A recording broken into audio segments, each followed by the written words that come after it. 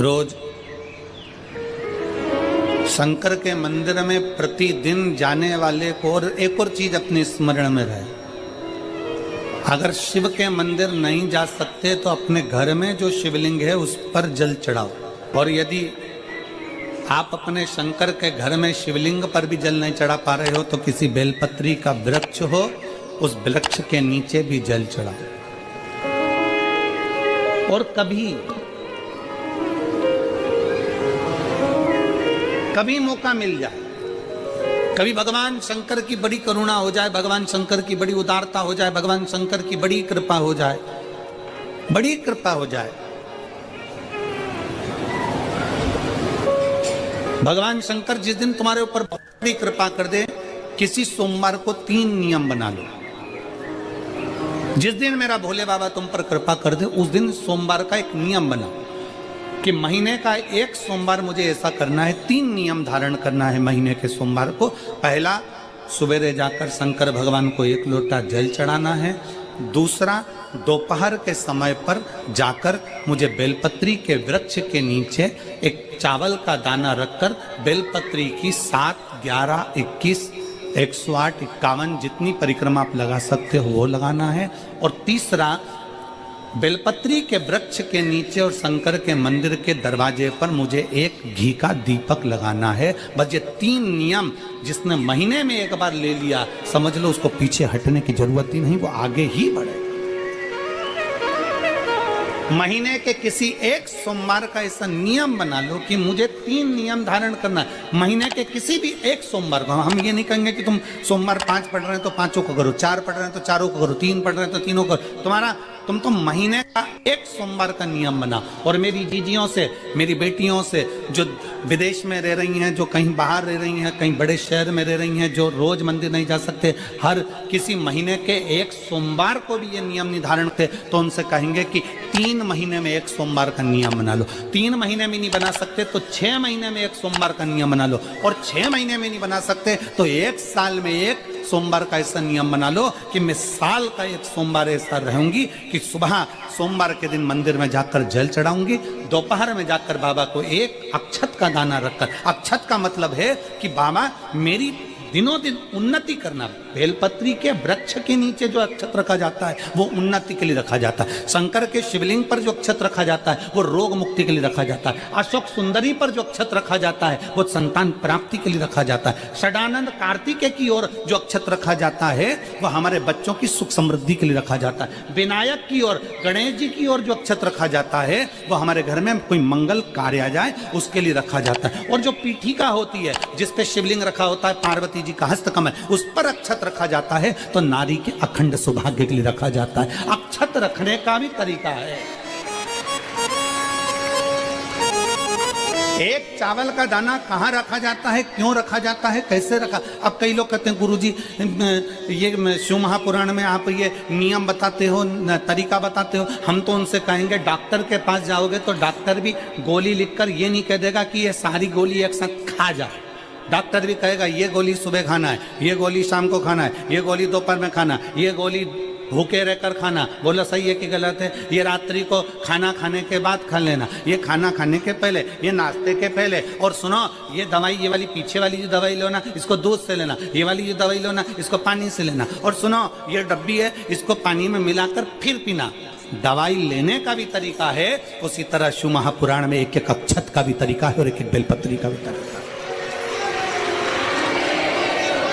अब मान लो कई लोग कहते हैं गुरुजी आप ये तरीका बताते हो शिव पुराण के माध्यम से, कई लोगों के मन में संशय जागता है, तो अगर हम एक साथ चावल चढ़ा दे तो उसका क्या तरीका है? तो हमारा निवेदन है डॉक्टर जो दवाई ले एक ही बार में निपटा जाए, एक ही बार में खा ले।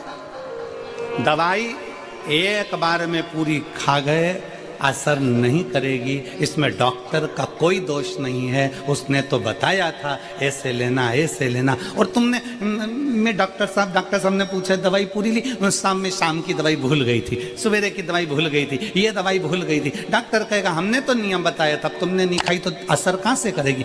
तुम असर कब करती है? जब हम पूजन के तरीके को जान जाएं, जब हम अर्चना के तरीके को जाएं।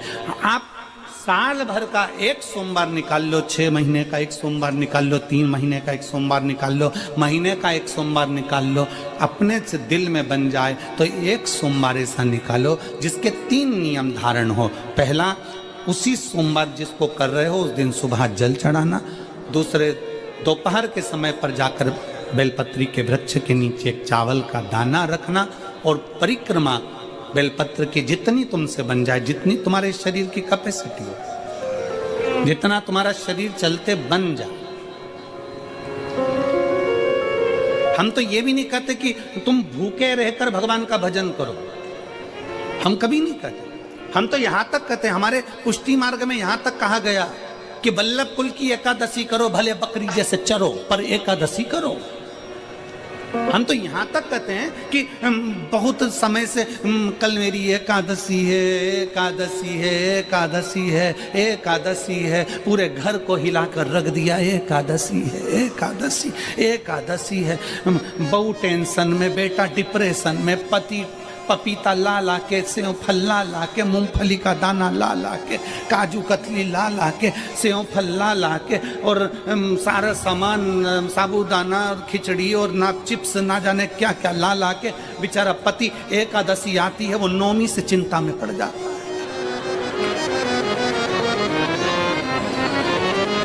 हम तो ये भी नहीं कहते कि तुम व्रत बहुत भारी करो, तुम व्रत उपास भी बहुत टेंशन वाला करो, ना ना ना।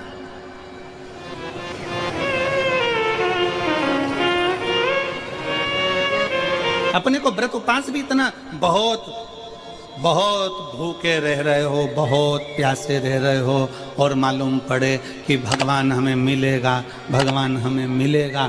भगवान कहता है कि देख भाई, मैं भी भूखा नहीं रहता, तू भी भूखा मत रहे, मैं भी चकाचक रहता हूँ, तू भी चकाचक रहे, मैं भी अपने। और भगवान शंकर तो ये भी कहते हैं कि अपना परिवार में मत छोड़ो। मेरे पास में पार्वती भी, एक ही देवता है जो विद फैमिली मंदिर में बैठता है। शंकर जी हैं तो पार्वती जी है, तो गणेश जी हैं, तो कार्तिकेय जी हैं, तो नंदी है, सब मंदिर के अंदर चाहिए। शंकर भगवान अपने पूरे परिवार के साथ। शंकर जी तो ये कहते हैं अकेले तुम क्यों रहते हो। शिव जी की एक बात अपने ध्यान में रखना, कितनी सुंदर बात है शंकर भगवान की, बहुत ध्यान में रखिएगा। आप जौहरी नहीं हो, हीरे को नहीं परख सकते। हम भी जौहरी नहीं है, हम हीरा को नहीं समझ सकते।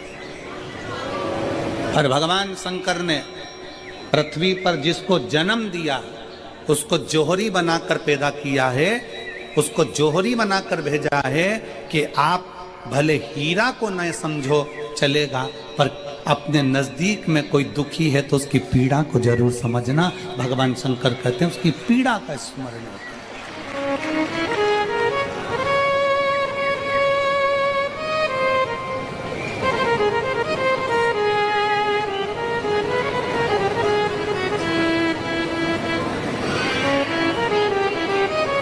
हीरा को समझो ना समझो, पर पीड़ा को जरूर समझिए। किसी के दर्द को जरूर समझिए, किसी के दुख को जरूर समझिए, किसी की तकलीफों को जरूर समझिए। पशुपतिनाथ का व्रत करते हो आप, 16 सोमवार का व्रत करते हो आप, संकट सोमवार का व्रत करते हो आप, शिवरात्रि का व्रत करते हो, सोमवार की अष्टमी का व्रत करते हो। उन व्रतों में सारे व्रत करो, मना नहीं है, पर उस व्रत में अपना पूर्ण समर्पण परमात्मा के प्रति रखो। केवल खाना छोड़ा है, अन्न छोड़ा है, भोजन छोड़ा है, और दिन में सुबह से लेकर शाम तक 2-3 बार तुमने कुछ ना कुछ पाया है, वो व्रत हो सकता है आपकी दृष्टि में, पर हमारी दृष्टि में व्रत कौन सा है। शिव महापुराण की कथा कहती है कि सुबेरे आपका व्रत चालू हुआ, दूसरे दिन ब्रह्म मुहूर्त तक जो आपका व्रत आपने रखा है, भगवान का जो व्रत कर रहे हो, उस व्रत में एक बात अपने अंदर उतार कर रखो कि इस दिन मैं अपने मोबाइल का त्याग करती हूँ, पूरे दिन मैं मैसेज नहीं पढ़ूंगी, मैं देखूंगी नहीं, मैं अपशब्द नहीं कहूंगी, मैं जानूंगी नहीं। दूसरा, आज के दिन मेरा व्रत है, आज 1 महीने में, 15 दिन में, 2 दिन में, 20 दिन में मैंने अगर किसी से भी अपशब्द कहा होगा, आड़ा टेढ़ा कहा होगा, तो सबसे पहले आज व्रत वाले दिन मैं उसको सॉरी कहूंगी, क्षमा मांगूंगी और अपने हृदय से लगाने का प्रयास करूंगी। व्रत है, व्रत का तीसरा अंश, आज मेरा व्रत है, मैं आज के दिन किसी को भी अपशब्द नहीं बोलूंगी, किसी के लिए आड़ा तड़ा नहीं बोलूंगा। आज जितना बन सकेगा मैं सात्विक जीवन जीऊंगा। चौथा, आज मेरा व्रत है, आज के दिन मैं झूठ नहीं बोलूंगी, ना झूठ बोलूंगा सुबह से लेकर शाम तक। और पांचवा, आज व्रत वाला दिन है, जितना फलार मैं करूंगी उसका पैसा जोड़ूंगी कि 15 रुपए का मैंने साबुदाना खाया, 10 रुपए का बटाटा खाया, ये खाया वो खाया, सारा हिसाब लगाकर 55, 60, 70 रुपए जितने होते हैं उसमें से एक अंश निकालकर मैं उसका एक भाग किसी गौशाला में जाकर गाय को चारा जरूर दूंगी। आपका व्रत, आपकी साधना, आपका तप, आपका बल, आप कैसा कर रहे हैं? केवल भूखे रहने पर भगवत पद की प्राप्ति नहीं होती। शिव महापुराण की कथा कहती है कि भूखे रहने से भगवान की प्राप्ति नहीं होती। शिव पुराण की कथा कहती है भगवान को पाने की भूख बढ़ाने से भगवान की प्राप्ति होती है। भीतर से परमात्मा को पाने की भूख बढ़ाइए, भगवान को पाने की भूख बढ़ाओ भीतर से।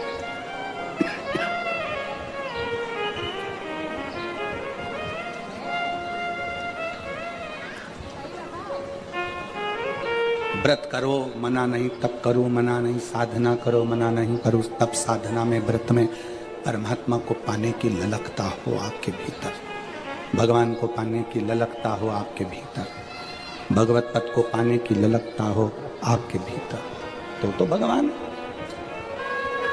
हाँ, पुराण की कथा एक बड़ी सुंदर बात कहती है, व्रत आप करते हो,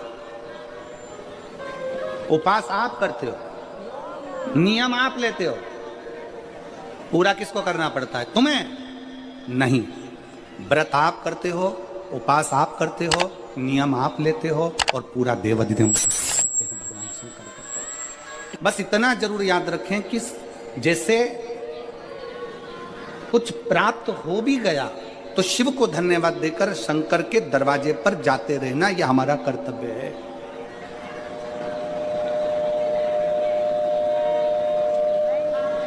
एक बहन जी ने पत्र लिखा था कल। उस पत्र में बहन जी ने लिखा कि शिव महापुराण तप का मतलब क्या होता है? चलिए, उपास का मतलब बताओ। खाना छोड़ देना व्रत नहीं है, दूसरे का धन छुड़ाकर खाना छोड़ देना व्रत है। शिक्षा दे देना, किसी को चिकित्सा की जरूरत है उसकी चिकित्सा में थोड़ा सा धन लगा देना, कोई रोते हुए के आंख के आंसुओं को पोंछ देना, किसी के दुख में खड़े होकर उसको खुशियां प्रदान कर देना, ये दुनिया का सबसे बड़ा व्रत है, सबसे बड़ी साधना, सबसे बड़ा तप। मन साफ है तो सारी गलतियां माफ है, और अगर मन ही साफ नहीं है तो गलती कौन माफ करेगा भाई? हम भी तो अपनी जिंदगी में एक नियम बना सकते हैं कि मैं श्री शिवाय नमस्तुभ्यम का जाप करूंगी। मेरी कॉलोनी में कोई शंकर जी का मंदिर है, हम 5-10 महिलाएं प्रत्येक सोमवार को 10 मिनट बैठेंगी। शाम के समय प्रदोष काल में 6 बजे 6:30 बजे बैठेंगे, 6:45 बजे 15 मिनट बाद उठ जाएंगे, श्री शिवाय नमस्तुभ्यम का जाप करेंगे, शंकर जी को भोग लगाएंगे। अगर एक हफ्ते में 5 सोमवार पड़ते हैं तो 5 महिलाएं अपना नियम बना ले कि आज का प्रसाद थोड़ा सा, कुछ भी शक्कर, खड़ी शक्कर, कुछ भी मैं लेके आऊंगी, माँ भोग लगाएंगे, अपन 5 मिलकर श्री शिवाय नमस्तुभ्यम जपेंगे, प्रसाद बांट देंगे, अपने घर चले जाएंगे। ज्यादा ढोंग प्रपंच नहीं, दिखावा नहीं, कोई एक नियम। हमारे नजदीक में शंकर जी का मंदिर है, हफ्ते में एक बार नियम बनाएंगे, उस मंदिर में सफाई करेंगे।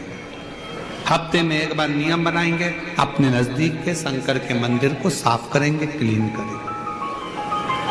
एक नियम अपने अंदर बनाओ शिव के प्रति।